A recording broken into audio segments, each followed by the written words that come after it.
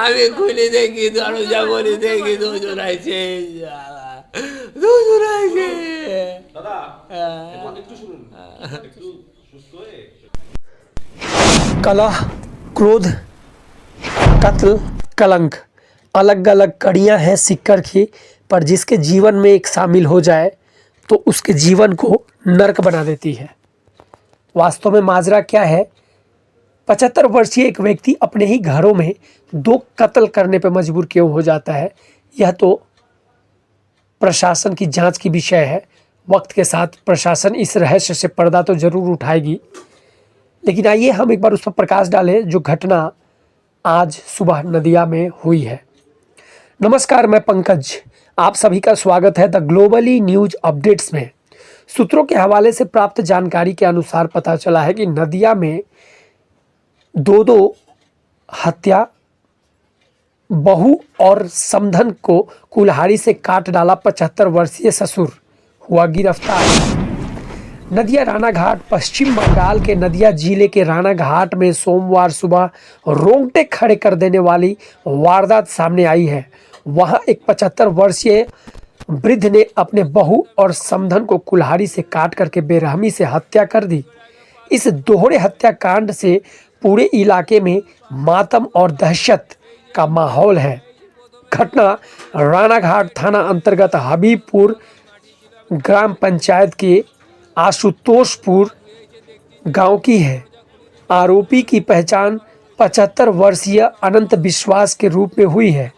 मृतकों में उनकी 24 वर्षीय बहू शिल्पा विश्वास और बहू की माता यानी कि मां समधन 56 वर्षीय स्वप्ना मंडल शामिल है। स्थानीय सूत्रों के अनुसार कुछ दिन पहले ही अनंत विश्वास की पत्नी का निधन हुआ था। उनकी अंत्येष्टि और श्राद्ध कर्म में कार्यों में मदद के लिए बहू की मां स्वप्ना मंडल उनके घर आई हुई थी। आरोपी अनंत को शक था कि उनकी पत्नी की मौत के पीछे बहू और समधन का हाथ है। वह उन पर काला जादू करके संपत्ति को हथियाना चाहती थी, ऐसा आरोप है। संपत्ति हड़पने की साजिश रचने का आरोप लगाता था। सोमवार सुबह जब अनंत का बेटा पतित पावन विश्वास फूल बेचने बाजार गया हुआ था, तब घर में बहू और उसकी मां सो रही थी। आरोप है कि अनंत ने कुल्हाड़ी, लकड़ी काटने वाली कुल्हाड़ी उठाई और सोते समय दोनों महिलाओं पर ताबड़तोड़ वार कर दिया। मौके पर ही दोनों की मौत हो गई। बाजार से लौटने के बाद जब पतित पावन ने खून से लथपथ शव देखे और अपने पिता से पूछताछ की तो अनंत ने बड़े ही ठंडे अंदाज में कहा, मैंने तुम्हारे रास्ते के कांटे हटा दिए हैं। बेटे की चीख पुकार सुन करके पड़ोसी मौके पर जमा हो गए और पुलिस को सूचना दी। रानाघाट थाने की पुलिस ने घटना स्थल से खून से सनी कुल्हाड़ी बरामद कर ली है और आरोपी अनंत विश्वास को हिरासत में ले लिया है। पुलिस ने दोनों शवों को पोस्टमार्टम के लिए भेज करके मामले की गहन जांच शुरू कर दी है।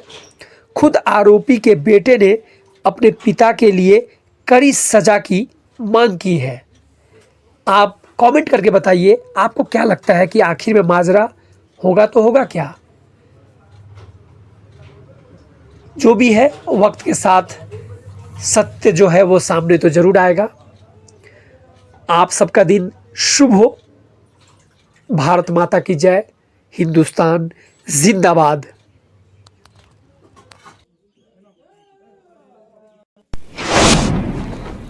জানতে পারা বলতে আমরা ঠিক পেলাম হয়তো একটু সকালের দিকেই, এইসব চেঁচামেচি শুনে আমি ঠিক পেয়েছি। তখন আসছি, শুনছি যে নাকি উনার বৌমা আর মানে বৌমার মাকে কুপিয়ে কেটে ফেলেছে।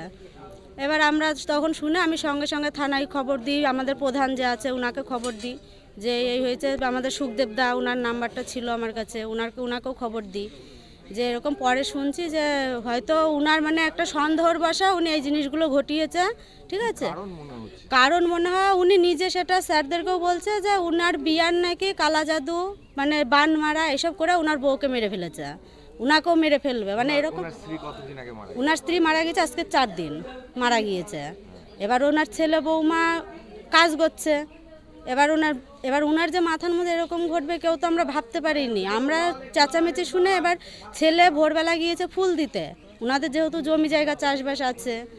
এবার উনি ভোরবেলা সবাই গুছিয়ে দিয়েছে, বউ দিয়ে, বউটার মা দিয়ে সবাই গুছিয়ে দিয়েছে। ছেলে চলে গিয়েছে মানে মার্কেটে ফুল নিয়ে। এবার বাড়ি এসে মানে হয়তো আধা ঘন্টা 1 ঘন্টার ভেতরে এবার ছেলে এই মোটামুটি ধরেন 4:30 5টা এরকম না, হ্যাঁ 4:30 5টা এরকম টাইমেই হবে। শুনছি আমরা তো দেখিনি, এখন শুনছি কুড়াল দিয়ে। দুজনই স্পট ডেড। উনার হয়তো 70-75 এরকম হবে। অনন্ত বিশ্বাস। হ্যাঁ হ্যাঁ, আমরা থানায় খবর দিয়েছি, স্যাররা এসছেন সঙ্গে সঙ্গে, এসে ওনাকে নিয়ে গিয়েছেন। হ্যাঁ বাড়িতে উনি ছিলেন না, উনার সঙ্গে আমি তো কথা বলিনি। এবার স্যার যখন নিয়ে যাচ্ছেন জিজ্ঞেস করছে সবাই যে তুমি এরম করলে কেন, উনি খালি একই কথা বলছে যে আমার বিয়ান আমাদের কালা জাদু করতো, করে আমাদের মেরে ফেলার জন্য বান মারতো। উনি স্যারদেরকেও একই কথাই জানিয়েছে। সেটা বলতে পারবো না, সেটা জানা নেই এখন কি কারণে। হয়তো শাশুড়ির উপরে রাগ, হয়তো মেয়ে হয়তো মাকে বাঁচাতে গিয়েছে, সেই কারণে হয়তো বৌমাকেও মেরে ফেলেছে। এই কি একটাই দুঃখের মানে সবথেকে বড় দুঃখের কথা যেটা বউটার 1.5 বছরের বাচ্চা আছে। এখন সেই বাচ্চাটার কি হবে, এখন সেইটা নিয়েই আমরা সবাই মানে বেশি কষ্ট পাচ্ছি। এখন চাওয়া বলতে আমাদের একটাই চাওয়া, যাতে ওই বাচ্চা ছেলেটা যাতে ওর ন্যায্য মানে বিচার পায় সেটা। হ্যাঁ, আমার নাম পূর্ণিমা বিশ্বাস, আমি এখানকার মেম্বার, জনপ্রতিনিধি। আমি চাই যে সবার তরফ থেকে একটাই বলবো যে এর যেন ন্যায্য বিচার হয়। আমি যখন ফুল বিক্রি করে আসলাম 5টা 20 হবে, 5টা 20 মতো হবে।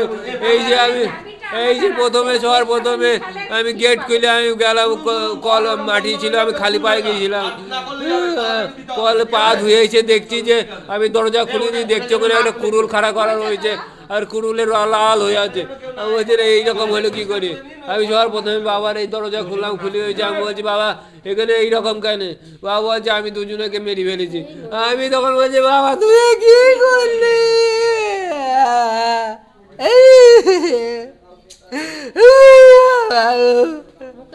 আমি খুলে দেখি দরজা করে দেখি দুজন আছে। দাদা একটু শুনুন, একটু সুস্থ হয়ে আপনার মা কবে মারা গেছে? মা বলতে আজ 3 দিন হচ্ছে। সেই কাজও তো এখনো শেষ হয়নি। কিছুই হয়নি এখনো। আপনার শ্বশুর বাড়ি কোথায় ছিল? ও বগুলা হলদিপাড়া। ওখান থেকে আপনার শাশুড়ি এসেছিল? কোনো কারণ ছিল বা কিছু সন্দেহ করতো এরকম কিছু? বাবার একটাই কথা আছে, বাবা ওই আছে মন্দ করে, শাশুড়ি আর বউ মন্দ করে, শুধু তাছাড়া কোনো। আমি এতবার করে বলেছি ওইসব কিছু না, তোমার মনকে শান্ত করো, ওইসব কিছু না। মানে সন্দেহ করতো শুধু ওই সন্দেহ, মন্দ করে সন্দেহ, আর কিছু আর কোনো সমস্যা নেই। শুধু একটাই শুধু সমস্যা, ওই মন্দ করে, ঠিক আছে, যে সবাইকে মেরে ফেলবে মন্দ করে, একটাই মনের ওই একটাই কথা, আর আদার্স কোনো প্রবলেম নেই। কালকেও রান্না করলো আমার শাশুড়ি, খাওয়া দাওয়া করলো, সারাদিন সবই ঠিক গেল, সব কিছু মার সমস্ত কাজে সম্পূর্ণ করা হলো, সব কিছু হলো, কিন্তু এমন হবে আমি কেউ ভাবতে পারি। আপনার নাম? আমার নাম পতিত বাবন বিশ্বাস।